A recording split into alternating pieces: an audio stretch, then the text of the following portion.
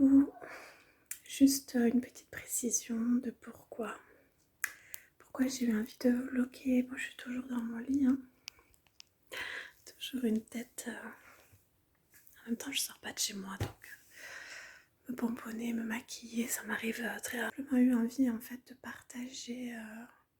Je suis pas du tout vidéo à la base, youtubeuse, etc. Mais là, j'avoue, depuis ma grossesse, je pense comme beaucoup d'entre nous, j'ai cherché tout un tas et je passe mes journées, j'ai que ça à faire dans mon lit en plus, à chercher des vidéos sur, alors les premières semaines, c'était sur les semaines de grossesse, qu'est-ce qui se passe, les symptômes, les trucs, les machins. Donc de regarder des vidéos de youtubeuses que j'ai beaucoup aimées. D'ailleurs, je pense que je vais vous les mettre en barre d'infos, les 2-3 youtubeuses que j'ai suivies pendant ma grossesse, parce que franchement... moi j'ai adoré, donc si vous aussi moi j'ai adoré, je pense que si vous connaissez pas, vous allez aussi adorer. Désolée, je suis méga essoufflée parce que en plus en ce moment je suis anémiée. Donc entre le poids, la grossesse, l'anémie, l'essoufflement, c'est... Je parle pas très fort hein, de base, j'ai une voix très douce, on me dit. Mais là c'est pire avec l'essoufflement. Voilà, tout ça pour vous dire du coup que je cherchais des vidéos sur YouTube régulièrement. Et en fait, j'ai trouvé beaucoup de vidéos sur les grossesses normales, sur les femmes normales. Mais j'ai eu énormément de mal à trouver des vidéos, des vlogs, des documentaires sur la grossesse quand on est atteinte d'endométriose ou d'adénomiose ou sur les menaces d'accouchement prématuré. Donc, ou les grossesses alitées, par exemple. Donc, voilà, je me sentais un peu seule à ce niveau-là. Peut-être que j'ai mal cherché, hein, mais sincèrement, je passe beaucoup de temps sur mon téléphone à chercher depuis 3 mois maintenant. Donc, je pense avoir fait le tour de pas mal de vidéos. Et voilà, comme je n'ai pas trouvé toutes les infos moi que je cherchais, voilà, j'ai du mal à assumer. D'ailleurs, je sais même pas si sur cette vidéo, je sais même pas si je vais la sortir. Et je sais même pas si je vais oser montrer mon visage. Je me demande si je vais pas mettre un emoji et tout. Je suis vraiment, mais alors vraiment pas dans... Excusez-moi, c'était encore les aléas du 3e trimestre. Je suis vraiment pas dans ce délire-là de me filmer trop, de montrer ma tête comme ça, de parler de ma life. Je suis quelqu'un d'assez introverti. Mais voilà, moi j'avais besoin de ces informations. J'ai eu beaucoup de mal à en trouver. Il y a plein d'informations que je n'ai pas trouvées, donc que j'ai appris moi au fur et à mesure de ma grossesse. Donc peut-être que tout n'est pas lié à l'endométriose, peut-être que tout n'est pas lié à mon âge, à mon poids, à mon état de santé. Mais voilà, je pense qu'il y a sûrement d'autres femmes comme moi qui se posent cette question, qui ont peut-être besoin d'un soutien, de se dire ah ben je suis pas toute seule en fait. C'est aussi arrivé à l'une, à l'autre. Et vous voyez, moi il y a encore 3 mois, je me disais que ce bébé miracle allait peut-être pas rester, que mes contractions allaient arriver à faire quelque chose de terrible. J'ai eu vraiment très peur, et quand je vois aujourd'hui que je suis arrivée à mon 7e mois, c'est pas encore gagné, mais je sais qu'aujourd'hui voilà, j'ai de moins en moins peur, et j'aurais aimé voir des vidéos comme ça qui me disent oui c'est flippant, oui il faut prendre soin de toi, oui il faut se calmer, oui ça peut être dangereux, oui ça peut être grave, donc on se stoppe et on se repose et on met sa vie et son corps de côté pour sauver son bébé. Mais si tu fais tout ça, il y a de grandes chances pour que tu ailles au bout en fait. Et malade ou pas malade. Donc il faut continuer à toujours avoir de l'espérance, toujours pouvoir se battre contre cette maladie. Et voilà pourquoi j'avais envie de commencer ces petites vidéos. Donc si vous la voyez, c'est que j'ai pris la décision de poster tout ça. Alors je sais pas si je vais les poster là avant la fin de ma grossesse, ou si je vais en faire d'autres, ou enfin, si je décide de les poster, c'est que je vais en faire d'autres, mais aussi je le ferai peut-être quand bébé sera là, je ne sais pas. En tout cas, si vous voyez cette vidéo, n'hésitez pas à me laisser un petit commentaire, à vous abonner aussi à ma chaîne si vous voulez avoir plus d'informations sur le suivi de ma grossesse, sur la suite des choses. Et j'ai un bocage. troisième trimestre, là je commence à perdre la boule, à avoir des blackouts. Je sais plus ce que je voulais dire. Des fois je m'arrête de parler, je suis dans la lune. Si vous vivez une grossesse en étant atteinte d'endométriose, d'adénomiose ou d'une autre maladie gynécologique, il y a aussi le SOPK, il y a plein d'autres choses. Voilà, j'ai encore un blackout. Punaise. Il faut s'attendre à ça les filles, si c'est votre première grossesse, accrochez-vous. Troisième trimestre, c'est que du bonheur. Donc voilà, mettez-moi en commentaire si vous connaissez l'endométriose, si vous ne connaissez pas. Pourquoi vous êtes tombé sur cette vidéo, qu'est-ce qui vous y a intéressé et dites-moi, peut-être que vous avez envie que je vous parle plus précisément de certaines choses, parce que là j'ai fait une vidéo qui dure quand même quelques minutes. J'y suis allée pas forcément rentrer peut-être dans beaucoup de détails. Si vous avez besoin de plus d'informations sur certaines choses, vous me le mettez en commentaire et je vous en parlerai. N'hésitez pas à me demander. Voilà, parce que moi ça m'aurait beaucoup rassuré, beaucoup occupé l'esprit, etc. Donc voilà, et si vous êtes enceinte, que ce soit naturellement ou par le biais d'une PMA, d'une FIV, etc., ben, tout d'abord félicitations. Et puis on est tous dans le même bateau, hein, que ce soit une grossesse naturelle ou pas. Oh mon Dieu, je vois ma tête. Rien que pour ça, je sais même pas si je vous ai posté la vidéo. Ouais. Salut. Bon, j'avais une envie de vlog, de blabla, de me coiffer, pas vraiment. Par où commencer? On est le dimanche 15 mai 2022 et je suis aujourd'hui même à 30 semaines d'aménorrhée. Troisième bébé. Bébé miracle, clairement. Je suis atteinte d'adénomiose et d'endométriose. J'ai appris cette grossesse juste avant de me faire retirer l'utérus.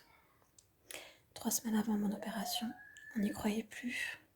Ça faisait à peu près 3 ans qu'on essayait, entre guillemets, mais entre les traitements pour l'endométriose, les opérations, donc les 3 ans étaient assez saccadés. L'âge avançant, on s'était dit ça vient, tant mieux, ça vient pas, et ben ça vient pas. Sauf que voilà, quand on nous annonce que l'utérus va être retiré, qu'il faut faire le deuil définitif d'une éventuelle grossesse, même à 37 ans. C'était difficile, très difficile. J'arrivais pas d'ailleurs à me préparer à cette opération, psychiquement du moins. Même si je savais que ça allait sûrement me soulager de moitié après, mais voilà. Donc quand j'ai appris la grossesse, c'était juste incroyable. Donc là, vous me voyez, nature peinture, hein, en surpoids, pas maquillée, pas coiffée, dans mon lit, et je vais vous expliquer pourquoi. Mes 2 premières grossesses se sont parfaitement déroulées. Je n'ai eu aucune complication. Évidemment, j'ai eu tous les effets secondaires d'une grossesse, 3 premiers mois horribles. J'ai pris 30 kilos à chaque fois sur mes 2 grossesses. Voilà, tous les aléas d'une grossesse, quoi. Quoique 30 kilos, c'est pas tout le monde qui fait ça. Mais voilà, rien de problématique. Pas de diabète gestationnel, pas de contraction, pas de problème de col, voilà. Pas de menace d'accouchement prématuré, rien du tout. Mais je n'étais pas encore diagnostiquée endo-girl à ce moment-là. Mon endométriose s'est d'ailleurs très bien réveillée après mon 2e accouchement. Avant ça, j'avais quelques symptômes depuis plusieurs années, mais je vivais très bien avec et je ne me pensais pas du tout malade. Je l'ai compris après que c'était sûrement à cause de ça, mais voilà, rien de fou, quoi. Par contre, après ma 2e grossesse, mon 2e accouchement, que ma 2e fille a 4 ans, donc c'était il y a 4 ans, ça a été très compliqué. Mon endométriose, c'est... Bref, diagnostic à ce moment-là, etc. Et du coup, là, Je vis cette troisième grossesse complètement différemment, dans le sens où déjà, je n'ai plus aucun symptôme d'endométriose ou d'adénomiose, à savoir que je suis malade et atteinte très sévèrement, où j'ai 3 semaines de crise, je vais vous la faire courte, mais c'est 3 semaines de crise par mois. J'étais quotidiennement quasiment sous tramadol, sous morphine, donc déjà une opération, sur le point d'en faire une deuxième pour m'enlever l'utérus, pour déjà essayer de limiter cette adénomiose, même si je savais que ça allait pas me guérir ni me sauver la vie, mais moi j'aurais déjà eu quelques douleurs en moins. Donc enfin bon, un état de sévérité assez important dans mon quotidien. Et le jour où je suis tombée enceinte, fini quoi, terminé. Donc là je vis dans un corps qui n'est plus du tout douloureux. Je ne suis plus du tout malade, je ne me sens plus du tout malade.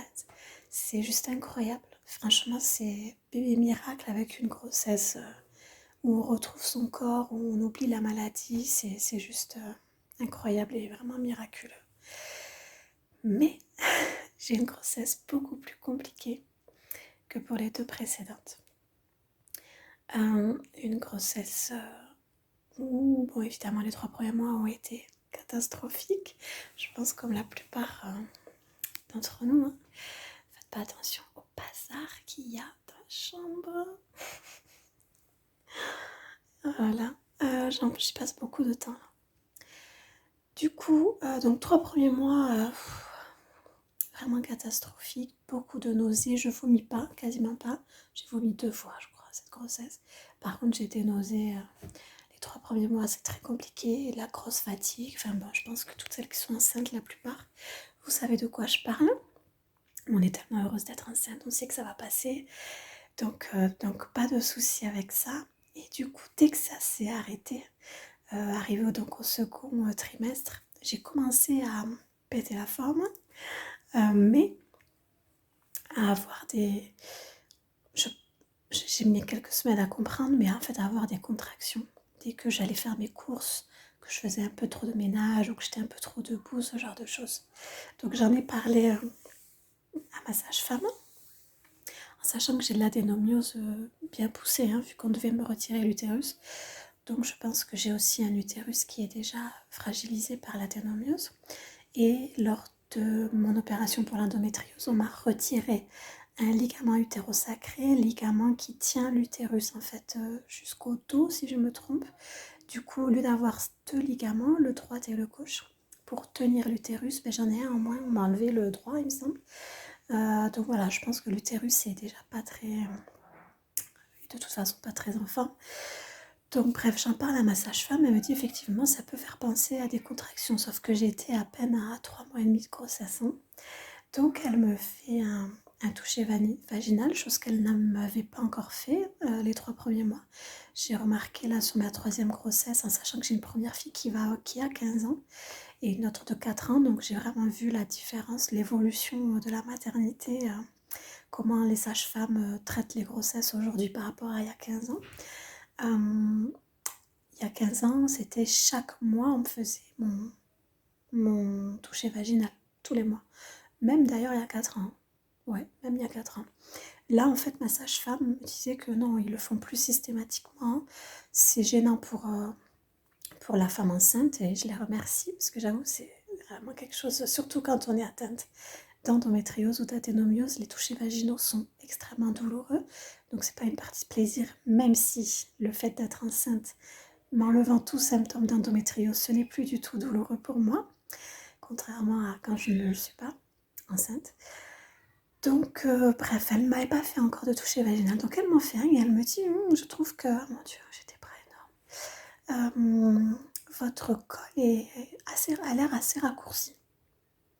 Puis ça, c'est la première fois qu'on me le disait. Moi, je ne m'a jamais dit que mes cols étaient raccourcis, les 2 grossesses. À chaque fois, on me disait c'est bon, col long, fermé, tonique. Je ne sais plus trop comment ils disent ça. Enfin, on ne m'a jamais parlé de ça. Et elle me dit, écoutez, lors de votre échographie du 2e trimestre, je demanderai, puisque c'est sa collègue qui fait les échographies, c'est aussi une sage-femme, qu'elle vérifie votre col avec une échographie du col. Comme ça, on verra combien il est Mais bon, en attendant, reposez-vous parce que vous dites que vous avez des contractions et moi je sens un col raccourci. Donc, voilà, reposez-vous en attendant. Je crois que j'avais un mois à attendre, quasiment, presque 3 semaines ou un mois avant de faire cet écho du col. Du coup, bon, moi ça me fait un peu cogiter et je me dis quand même, on me met quand même au repos. Donc elle me dit en fait tout ce que vous avez la sensation qui vous fait contracter, vous arrêtez de le faire. Je dis oui mais moi je contracte quand je fais les courses, ben vous faites plus les courses. Ah, mais je contracte quand je vais faire la vaisselle, ben vous faites plus la vaisselle. Ah d'accord. Bon d'accord, très bien. Du coup, je rentre chez moi et je sais pas si c'est le toucher vaginal ou pas, mais la nuit que j'ai passée était horrible. J'ai eu des contractions pendant 1 heure, 2 heures, 2 heures, vraiment douloureuses et j'en ai eu beaucoup quoi. J'en avais peut-être 10 par heure à peu près. Je les comptais pas, mais j'ai l'impression d'avoir une toutes les 5-10 minutes. Du coup, j'ai commencé vraiment à m'inquiéter. Ça me faisait vraiment très très mal. J'ai pris 2 Spasfon. Ça a mis bien 2 heures avant de se calmer vraiment. Du coup, grosse panique. Le lendemain, j'appelle sa collègue et je lui explique, parce que j'avais déjà vu sa collègue vu qu'elle travaille ensemble. Je lui explique donc que je suis censée faire cette échographie du col dans 3 semaines par exemple, voilà. Mais que là, franchement, ça fait 2-3 jours que voilà, je sentais que les contractions étaient de pire en pire et cette nuit-là, ça a vraiment été très douloureux, etc. Donc elle me dit oui, mais je vais pas vous laisser comme ça 3 semaines de plus, je vais vous caler un rendez-vous pour dans c'était 4-5 jours après. Donc elle me dit je vous prendrai entre midi et 2, faut qu'on vérifie ça. Donc en attendant, elle me dit de rester au repos, donc je me calme, je me mets vraiment quasiment alité, hein, parce que vraiment je sentais des contractions. Je montais l'escalier, j'ai un escalier chez moi, il suffisait que je le monte 1 ou 2 fois dans la journée pour contracter, quoi. Enfin, vraiment, le moindre petit truc me faisait contracter. Et du coup, bref, les jours passent, l'inquiétude avec. Je crois même que j'ai appelé les urgences. Non, c'était après ça. Du coup, voilà, j'arrive donc à cette fameuse échographie et là, elle me dit, bon, ben effectivement, vous avez un col, j'étais à 3,9, donc 3,9 cm. Elle me dit effectivement, il est pas court, mais il est raccourci. Elle me dit normalement, en début de grossesse comme ça, vous devriez être entre 4 et 5, même 5, c'est bien quoi. Donc elle me dit voilà, effectivement, il est raccourci. Donc effectivement, vous allez vous mettre sous Spasfon. Donc elle m'a mis sous Spasfon, elle me dit sous repos aussi. Vous continuez, tout ce qui vous fait contracter, vous arrêtez de le faire. Et quand vous contractez, vous allez vous allonger 1 heure pour que ça passe. Et on vérifiera votre col dans 15 jours. Du coup là, je commence un peu à m'inquiéter. Je vais regarder un petit peu ce que c'est ces histoires de col raccourci. Et puis en fait, effectivement, d'après ce que j'avais compris, j'avais un col qui était donc raccourci comme si j'étais à 8 mois de grossesse, quoi. Le col se préparait à une fin de grossesse pour l'accouchement. Sauf que j'étais à 3 mois et demi, j'étais même pas encore à 4 mois. Et que vraiment, je contractais quotidiennement. Le moindre petit effort, amener ma fille à l'école. Je marchais donc juste sortir de la voiture, l'emmener dans sa classe et revenir. Déjà, j'avais déjà 2 ou 3 contractions sur le chemin, quoi.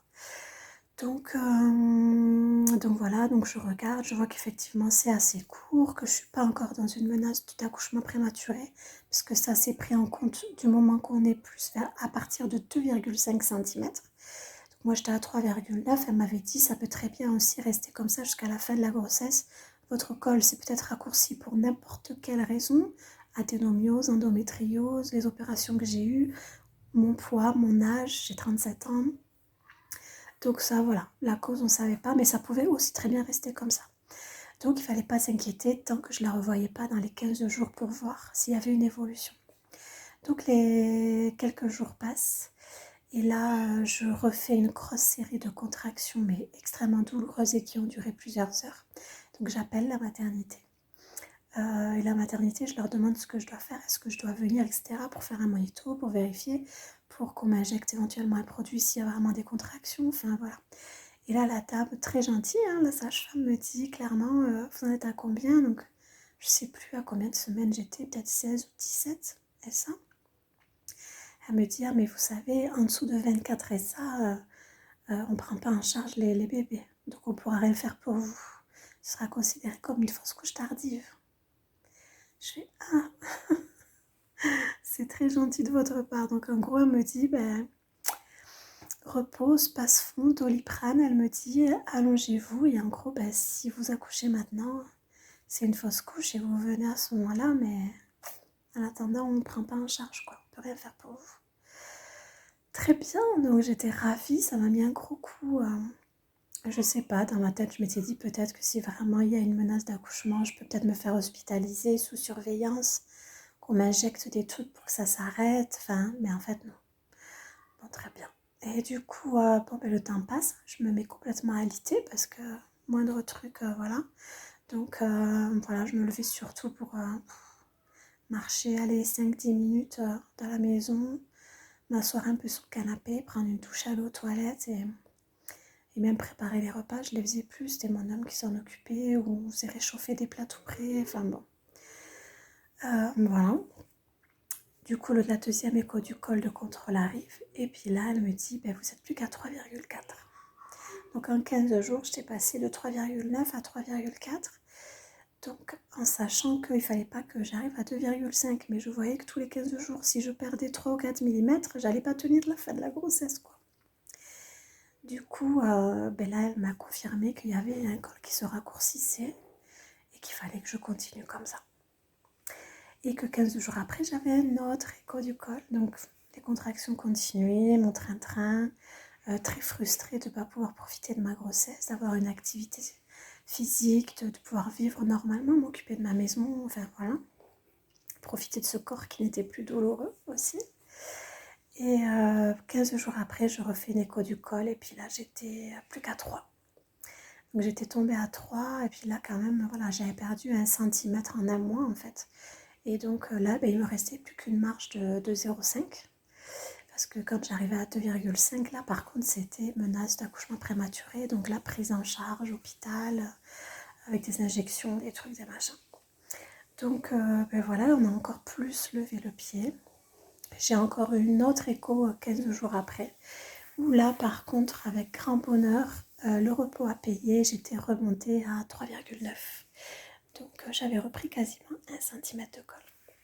Donc c'était parfait. Donc là elle me dit, écoutez super, le repos que vous avez mis en place a super bien fonctionné. Donc on va rester sur du spa-soin systématique. J'ai été mise en arrêt maladie, hein, évidemment j'étais auto-entrepreneur, hein, j'avais une boutique en ligne. Mais donc j'ai été mise en arrêt maladie dès le début de cette histoire que je vous raconte. Là, je suis dans mon 3e mois d'arrêt maladie. Et là, actuellement, je suis donc à 30 semaines de grossesse. Je suis dans mon 7e. Et donc, voyant que mon col s'était rallongé, chose que je ne savais même pas que c'était possible, elle me dit, écoutez, vous pouvez reprendre un semblant de vie normale. De reprendre un petit peu la cuisine, vous occuper, ramener votre fille à l'école, parce que j'avais même arrêté d'emmener la puce à l'école, faire des petites choses, quoi. Donc je me dis, ben nickel, je vais pouvoir revivre un petit peu, donc je relâche la pression. Et du coup, on arrive, c'était le week-end de Pâques. C'était quelques jours avant le week-end de Pâques. Pour le week-end de Pâques, premier soleil, c'est super beau. J'avais trop envie de sortir, de rester enfermée, allongée dans sa chambre. C'est voilà, compliqué. Et du coup, pique-nique. Allez, on se dit, c'est bon, on va au parc, on va se faire un petit pique-nique, il fait beau, tu vas pas trop marcher, donc on se gare. Je marche juste le temps de m'installer. On s'installe, on prend le pique-nique. Mon homme s'occupe de ma petite fille pour l'emmener jouer, etc. Moi, je marchais pas avec eux, je restais assise là où on mangeait pour pas trop abuser non plus. Donc la journée se passe comme ça. On finit par rentrer au bout de 2-3 heures parce que j'étais très inconfortable assise par terre pour pique-niquer. Voilà, surtout que ça faisait des semaines que j'étais quasiment tout le temps allongée, donc en plus on perd en énergie, enfin voilà, en plus d'avoir le gros ventre, on n'a plus beaucoup de force quoi, dans les muscles, etc.